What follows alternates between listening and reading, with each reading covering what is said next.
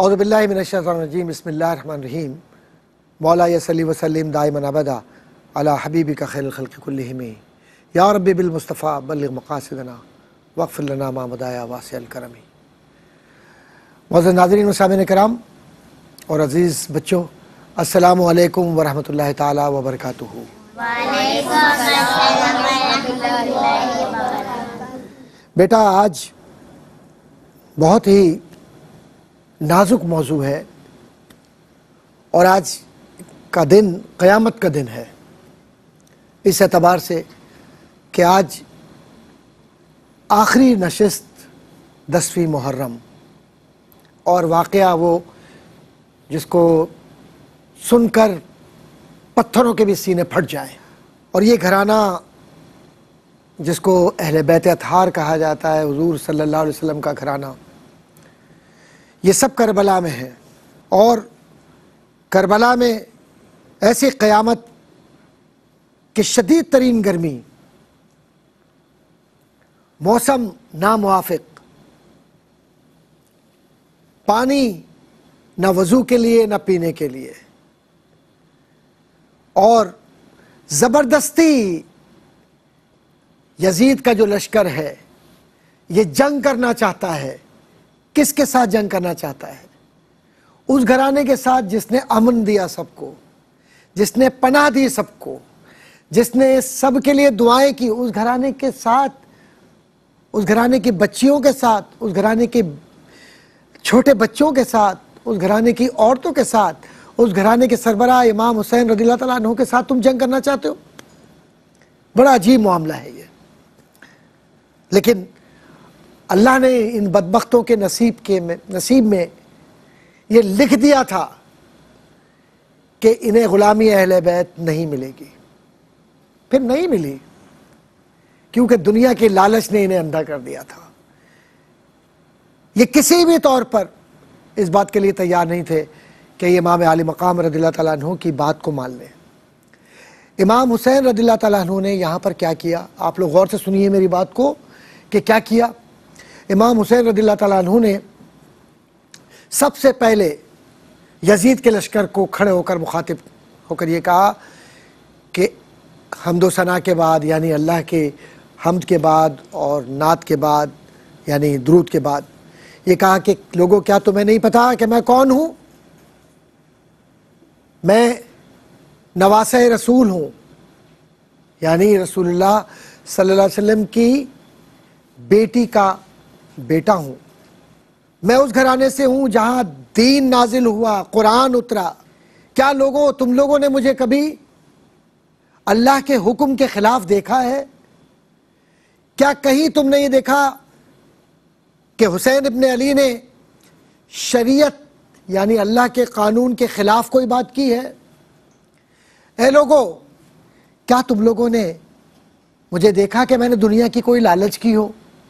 اس گفتگو کا اثر ہوا، اس گفتگو کا اثر ہوا، اور لوگوں نے کہا کہ حسین ابن علی رضی اللہ تعالیٰ عنہما صحیح فرما رہے ہیں۔ اب انہیں ڈر ہوا کہ یہ جو حضرت امام حسین رضی اللہ تعالیٰ عنہ کی بات میں جو اثر پیدا ہوا ہے، اور بے شک وہ سچ ہے، حق ہے، اثر تو ہوگا، لہٰذا کیا کیا جائے، شرارت کرنا شروع کر دی انہوں نے۔ کبھی گھوڑوں کو ایڑ مارتے، یعنی گھوڑوں کو مارتے تاکہ گھوڑے بدکتے چیختے، کبھی نیزے اٹھاتے، کبھی تلواریں لہراتے، کبھی آوازیں لگاتے تاکہ امام حسین کی بات کو نہ سنے۔ قصہ مختصر یہ کہ یہ میدان کربلا کا یہ آزمائش کا میدان تھا، قیامت کا میدان تھا، جس میں زبردستی جنگ اس گھرانے کے اوپر تھوپ دی گئی، اور یہ کوشش کی کہ کسی طرح سے یہ گھرانہ اپنے آپ کو یزید کے حوالے کر دے۔ اللہ اکبر۔ پانی لینے کے لیے پانی نہیں تھا، آپ پانی لینے کے لیے حضرت عباس رضی اللہ تعالیٰ عنہ آپ پہنچے مشکیزہ ساتھ میں، اور کہہ بھی رہے ہیں کہ میں لڑنے کے لیے نہیں آیا ہوں، میں بچوں کے لیے پانی لینے کے لیے آیا ہوں۔ لیکن ان بدبختوں کا رویہ دیکھیں، ان اشقیاء کا، ان کے دلوں کو اللہ تعالیٰ نے ایسی مہر لگا دی تھی کہ انہیں نہ چہرے رسول نظر آ رہا تھا وہاں پر، نہ قرآن نظر آ رہا تھا، نہ کلمہ نظر آ رہا تھا، نہ اذان نظر آ رہی تھی، نہ حسین نظر آ رہے تھے، نہ وہاں پر عورتیں اور بچے خانوادہ رسالت کے نظر آ رہے تھے۔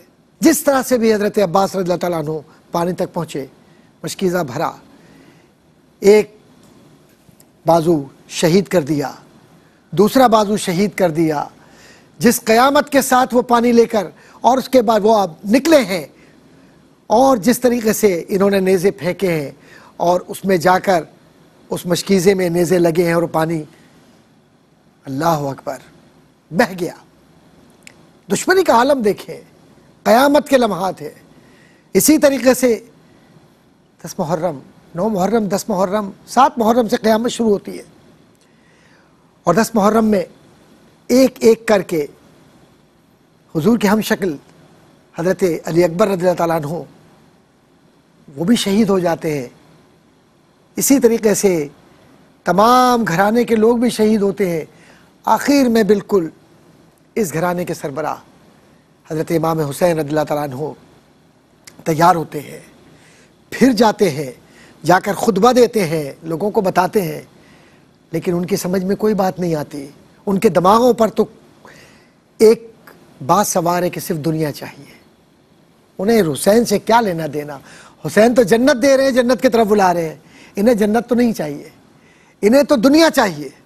حضرت امام علی مقام رضی اللہ تعالیٰ عنہ کے گھرانے کے قیامت خیز لمحات ہیں یہ، جس میں حضرت علی اصغر رضی اللہ تعالیٰ عنہ 6 ماہ کے چھوٹے بچے تھے۔ وہ کیسے شہید ہوتے ہیں کہ کسی بدبخت نے، بد نصیب خبیث شخص نے تیر کھینچا، اور کھینچ کر جو مارا ہے تو اس بچے کے گلے میں پیوست ہو گیا۔ سوچیں کہ یہ قیامت کے لمحات جس میں انسان بیان نہیں کر سکتا اس واقعے کو۔ آج دنیا یہ کہتی ہے کہ انسانوں سے محبت کرو، وہ لمحات جو کربلا کے لمحات ہیں ان کو بیان کرنے کے لیے الفاظ ہی نہیں ہے ہی نہیں، کوئی لفظ ہی نہیں بنا کربلا کا بیان کرنے کے لیے، کوئی بیان ہی نہیں کر سکتا کربلا کو۔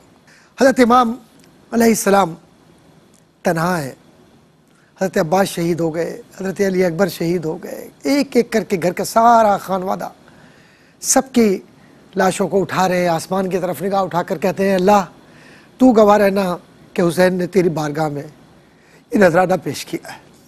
بچوں، یہ جو واقعہ جو ہم سن رہے ہیں یہ کوئی واقعہ نہیں ہے، یہ تکلیف کے لمحات ہیں، یہ دکھ کے لمحات ہیں۔ یزید ایک علامت ہے گمراہی کی، برائی کی، خرابی کی، جھوٹ کی، نفرت کی، فسق و فجور کی، اور یزید نے جو کچھ بھی کیا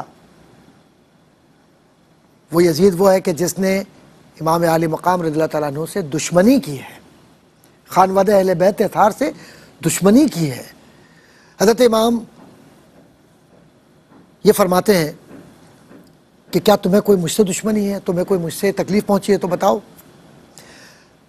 تو تکلیف کوئی تھی نہیں، تکلیف تو یہ تھی کہ یزید کو غلط کام کرنے کے لیے امام علی مقام رضی اللہ تعالیٰ عنہ کیوں نہیں اجازت دے رہے، اصل معاملہ یہ تھا۔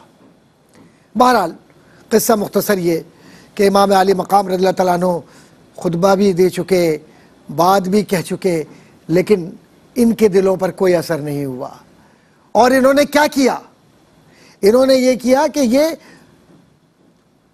عمر بن سعد، ابن زیاد، شمر اور دیگر لوگ یہ یزید کو خوش کرنے کے لیے انہوں نے کیا کیا کہ کہیں دیر نہ ہو جائے، لہذا چیخ کے کہنے لگے دیکھو گواہ رہنا ہم نے پہلا تیر حسین کے اوپر پھینکا ہے، نعوذ باللہ من ذالک، نعوذ باللہ من ذالک، نعوذ باللہ من ذالک۔ ارے گواہ رہنا کہ تمہارے ایمانوں کے اوپر اللہ نے قفل لگا دیا ہے، تمہارے دل تاریک ہو گئے۔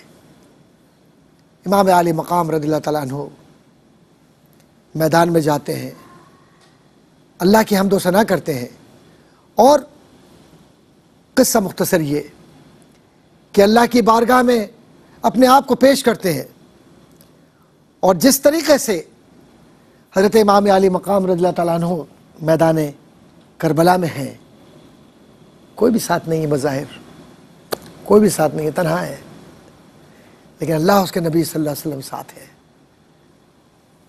اللہ آسمانوں سے مشاہدہ فرما رہا ہے، وَلَا تَقُولُوا لِمَن يُقْتَلُ فِي سَبِيلِ اللَّهِ أَمْوَاتٌ، اے لوگوں جو اللہ کی راہ میں شہید ہو جاتے ہیں انہیں مردہ مت کہو، وہ اللہ کے نزدیک زندہ ہیں۔ اور کیسے زندہ ہے؟ اللہ ان کو رزق بھی دیتا ہے۔ اللہ ان کے ناموں کو زندہ کیسے رکھتا ہے؟ حسین کی صورت میں، شہدائے کربلا کی صورت میں اللہ نے زندہ رکھا۔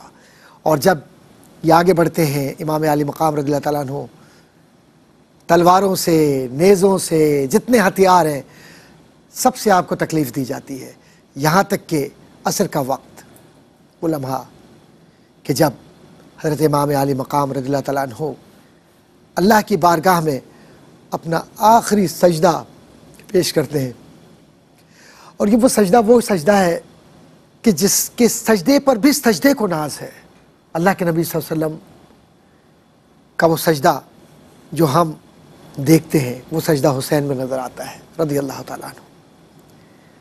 آپ شہید ہو جاتے ہیں اور ان کی بدبختی یہی ختم نہیں ہوتی، آپ کے جسم مبارک سے سر کو الگ کر دیا جاتا ہے۔ کیا قیامت کے لمحات ہے یہ! سوچیں کہ ایک ایسی ذات کہ کائنات کی ساری نعمتیں اس گھر سے آ رہی ہوں، اور ان کے سر مبارک کو الگ کر کے نیزے پر چڑھا کر فتح کے تم نقارے بجا رہے ہو، ہار کے، تباہی کے، بربادی کے، جہنم کے بجا رہے ہو تم نقارے اپنے۔ اللہ نے تمہارے چہروں پر ہمیشہ کے لیے لعنت لکھ دی ہے کہ تم نے رسول کے دل کو دکھایا ہے۔ اور نیزے پر بھی امام علی مقام رضی اللہ تعالیٰ عنہ کا سر مبارک قرآن کی تلاوت کر رہا ہے، اور پھر اس کے بعد یزید کے دربار میں تم قیدیوں کی طرح لے کر جا رہے ہو اس گھرانے کو۔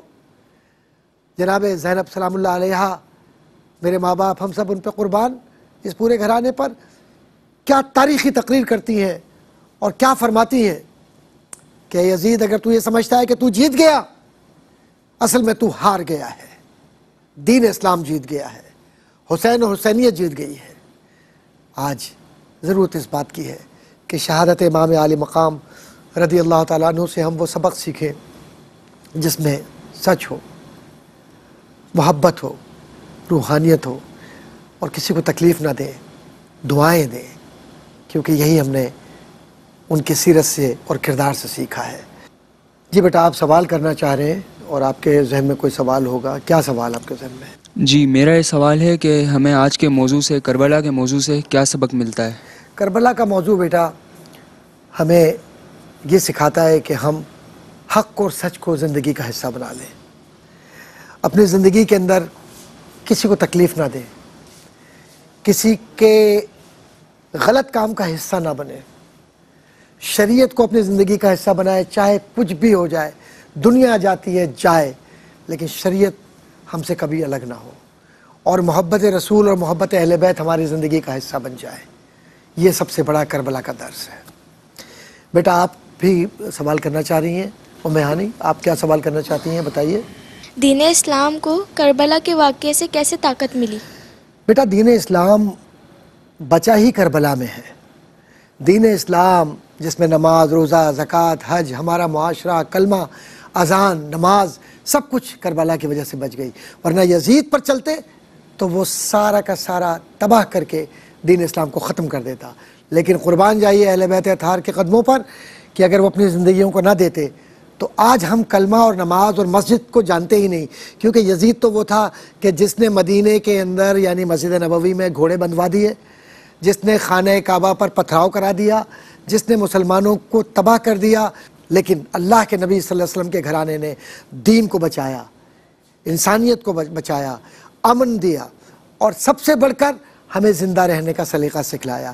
اسی لیے ہم نے یہ جو اپنے پروگرام کیے ہیں Q T V, ARY T V کی طرف سے، اس کا بنیادی مقصد یہی تھا کہ ہم اپنے بچوں کو، اپنے بہن بھائیوں کو یہ بتلائیں کہ اہل بیت اطہار سے محبت کیوں ضروری ہے۔ اس لیے ضروری ہے کہ یہ وہی لوگ ہیں جنہوں نے ہمیں محبت سکھلائی ہے، اس لیے ہم ان سے محبت کریں۔ یہ وہی لوگ ہیں جنہوں نے ہمیں کلمہ سکھایا، جنہوں نے ہمیں زندہ رہنے کا سلیقہ سکھلایا، جنہوں نے ہمیں انما المؤمنون اخوہ یعنی مومن ایک دوسرے کے بہن بھائی ہیں، رشتے ہیں ہمارے، یہ سکھلا دیا۔ تو جب ہمیں ایک رشتے میں باندھ دیا اور اپنی زندگیاں ہمارے لیے دے دی، تو آج کربلا کا پیغام یہ ہے کہ لوگوں نفرتوں سے دور ہو جاؤ، ایک دوسرے کے ساتھ ہو جاؤ، تاکہ دین اسلام مضبوط ہو اور ایمان مضبوط ہو۔ اللہ تبارک و تعالیٰ سے دعا ہے کہ اللہ تعالیٰ ہمارے تمام جو گفتگو اور جو باتیں ہماری ہوئی ہیں اس کو اپنی بارگاہ میں قبول و منظور فرمائے پروردگار عالم، اور ہم سب کو کربلا والوں کے راستے پر چلنے کی توفیق عطا فرمائے، آمین۔ وآخر دعوانا الحمدللہ رب العالمین، والسلام علیکم ورحمۃ اللہ تعالی وبرکاتہ۔ وعلیکم